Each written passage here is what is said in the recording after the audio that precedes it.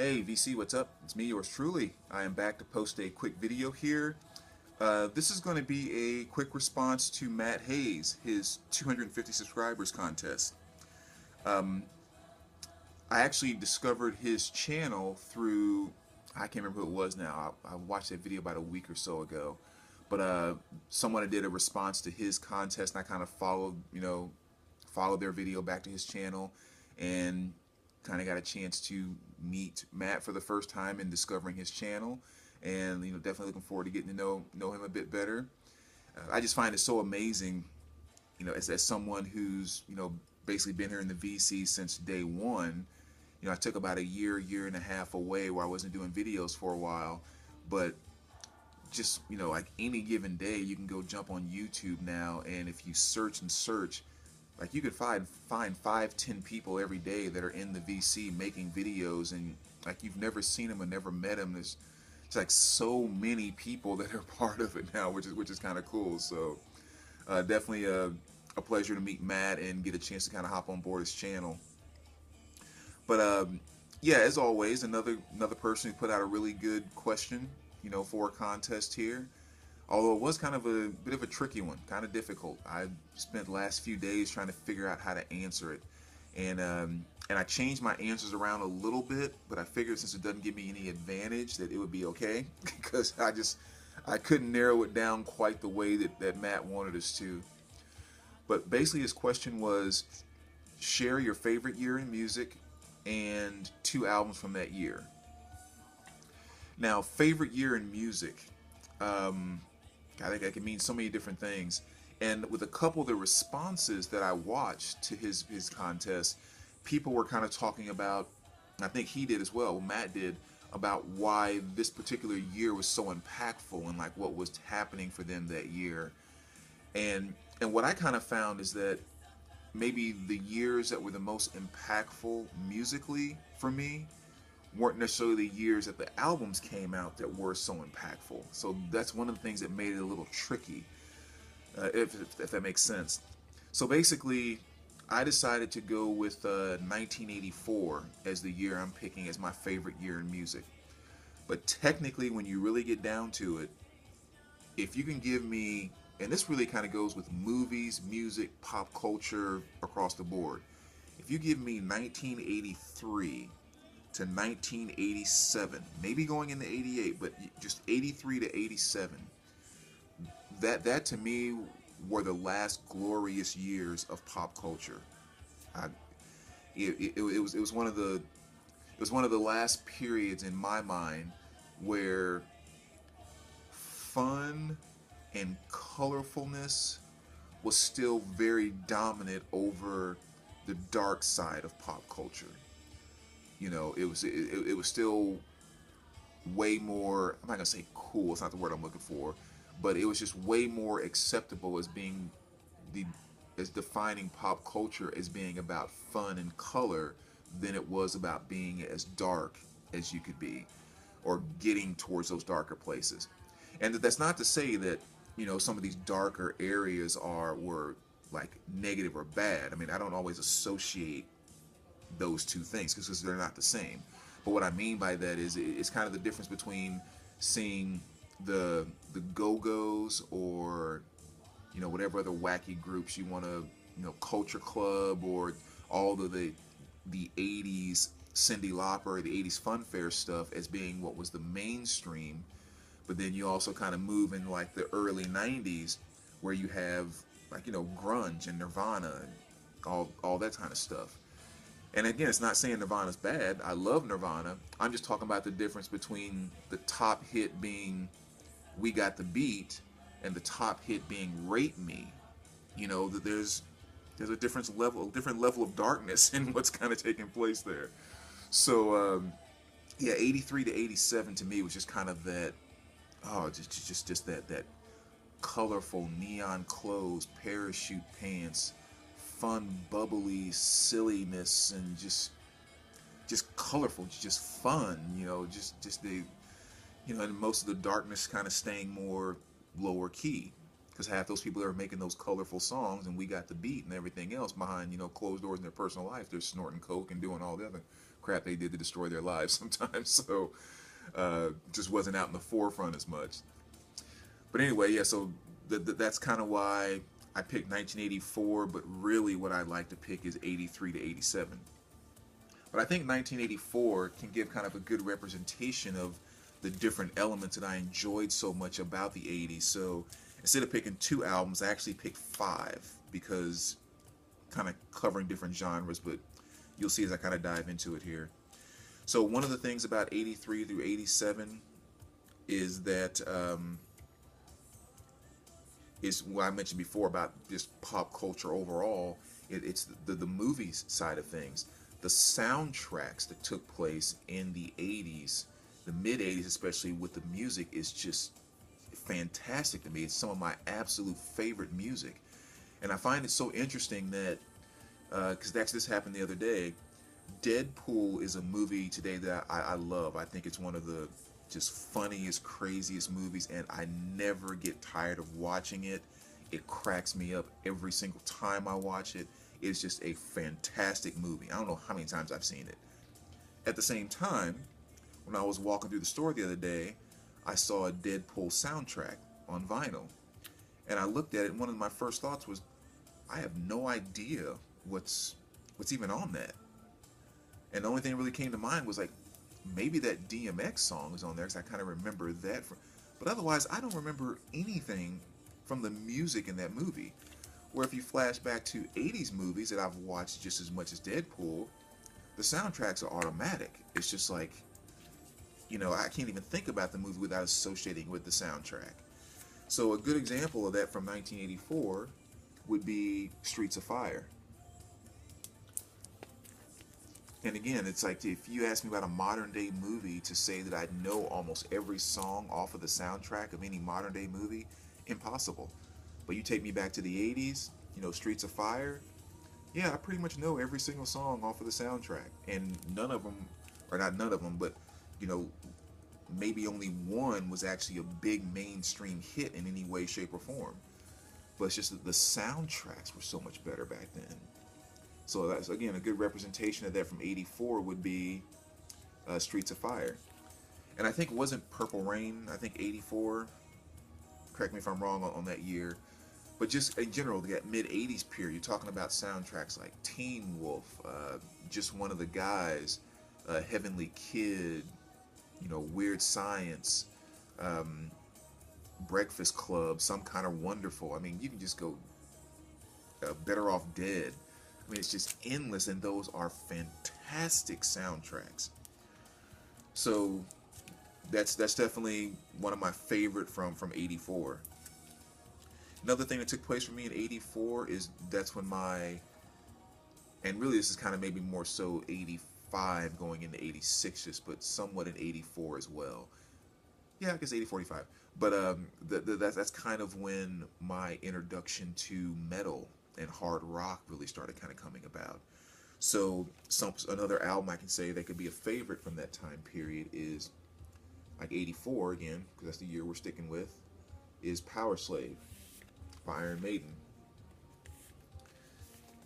And and I guess technically the first album that really pulled me into Iron Maiden was Somewhere in Time, which was that 83?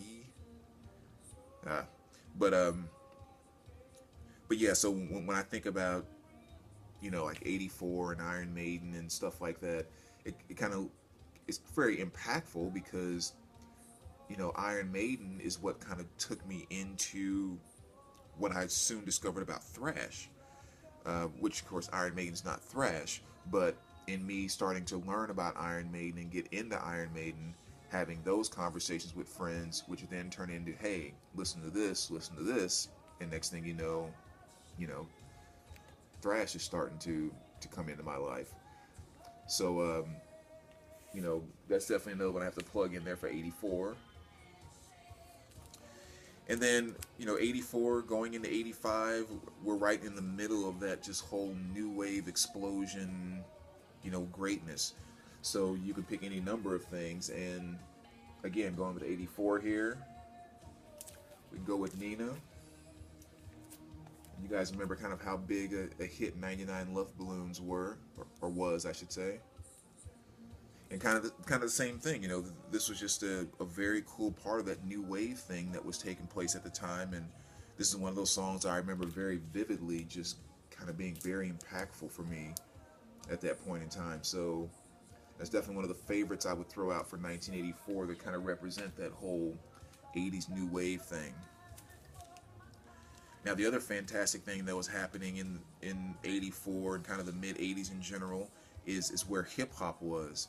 You know, it had kind of come out of the late 70s, early 80s, where it was more just kind of associated with the like the break dancing side of things, which I freaking love that stuff. But it started to kind of, you know, push its way towards, hey, you know, we're going to work our way to the mainstream as well. And one of the perfect albums for that from 84 is the Fat Boys self-titled, which arguably has one of my favorite rap slash hip hop songs of all time, which is the title track Fat Boys off of this album. That's just there's no track that makes, there's very few, if any, hip hop tracks that make me smile and want to dance as much as that track does, and I never get tired of listening to it. It's definitely one of my favorite, if not top 10 rap slash hip hop songs of all time. And what I always kind of say about that, again, why I pick something like 84 as being my favorite year. Go pick up almost any hip hop or rap album cover of any artist that's come out in the past 10 years and tell me if you will see a single one of them doing that on the cover. Smiling. I mean, it's just like, that goes back to that thing I was saying about the dark nature of things just kind of taking over pop culture. You know, back in this day, you know, artists, it was more about having fun. It was more about enjoying the art, you know, and enjoying just the positive nature of things. And like I said, to find a, especially a large, big time hip hop artist on a cover today smiling, forget it. Now you can find a mean mugging, you know, and actually Scoot's kind of doing it right there a little bit. So he's kind of messing up that part of the cover to some degree. But I mean, really, you're not gonna find that. You're not gonna find that. And to me, that's there's a lot of significance to that. There really is. And again, that's why I pick a year like 84, because I love this period of hip hop when things really were about again the fun side, or maybe a better way to put it, sometimes I like to say there was more aspects that was about the celebration aspect of music and not necessarily just pushing the darker side of music. That's what I miss about things like Sly and the Family Stone and you know, Staple Singers and Grand Central Station. You know, all those old funky R&B type of bands. Is that when you listen to Sly and the Family Stone, it was a celebration. Is like that's the best way you can define that music. Like, you know, we're celebrating, whether it's love, we're celebrating life. You know, we're celebrating just with the people that we're celebrating just playing music together, and that vibe just so came out. But anyway, I don't want to get too far off track here. But that's one of the reasons why I picked the Fat Boys. And then going into the R&B element during that time frame, because that was also one genre that I was really, really getting into at that time. So one of my favorites from 84 would be Cameo's She's Strange. So, you know, kind of the same thing here. You know, Cameo was just a carefree R&B type of band that really had no problem mixing very strong funk elements with very strong R&B elements with very strong silly new wave-ish type elements. I've even always said that Cameo is probably the most rock and roll R&B band that we've ever seen. You know, maybe under or maybe below Parliament, because you know Parliament and Funkadelic and George Clinton and all them. I mean, they did their thing too. So, you know, you may have to kind of keep them in on top just on principle. But really, when you come to an R&B band that had a rock and roll type of attitude of just, hey, you know, we're going to be colorful. We're going to just kind of do it the way we want to do it. We're not going to stick to any norms. We're just going to kind of, you know, be somewhat rebels, if you will, in the R&B world. That was Cameo. And so, you know, She's Strange is definitely one of my favorite albums from 1984 that really kind of exemplifies what they did throughout their entire career. And one quick funny story, I'm at the 15-minute mark, so a good time to wrap it up. But actually, it's not quite that funny because it really ticks me off. Back when I was in college, you know, of course, again, I was a huge, huge fan of Cameo because I grew up with them in the 80s, and they were one of my favorite bands, still are, 80s R&B bands. And love them to death, been listening to them for years. And I had a girlfriend at the time, my freshman year in college, that worked at Everlast, you know, made all like the boxing equipment and all that kind of stuff. Well, one of the things that he was very well known for, especially back then, is in his outfit, he would wear one of those like red protective cups, like those big, you know, padded things that go over your crotch. And that was just kind of part of his uniform. You know, if you remember the video Candy, you saw it all the time. He used to wear it, but he always wore that thing. Well, he was doing a concert about 2 hours, hour and a half, 2 hours from where I was going to school.